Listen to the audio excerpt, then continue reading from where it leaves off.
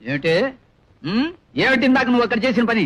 కోప్పడకండి, అంత శబ్దం వస్తుందని అనుకోలేదు. నిన్ను ఇక జన్మలో బయటికి తీసుకెళ్తే నా చెవిలో ఏలే చంపేవే. అంత మాట అనకండి. ఈల వేయటం నాకు మాత్రం ఇష్టమన్నా? ఏం చేయని చెప్పండి. ఎక్కువ సంతోషం కానీ బాధ కానీ కలిగినప్పుడు వేళ్ళు వాటంతటా అవే దగ్గర అవుతాయి, నోటి దగ్గరికి వెళ్ళిపోతాయి. లోపల నుంచి గాలి వస్తుంది, బయటికి శబ్దం వస్తుంది. ఇవన్నీ నాకు తెలియకుండానే జరిగిపోతాయండి. నా వల్ల కాదే. ఏలేసే పెళ్ళాన్ని ఏలుకోలేను. ఇవాళ రేపు వకీల్ గారిని కలిసి నీకు విడాకులు ఇచ్చేస్తాను. అంటే ఏంటండి? కోర్టు వారు నీకు నాకు ఇక ఏ సంబంధం లేదని కాగితం ఇస్తారు. అది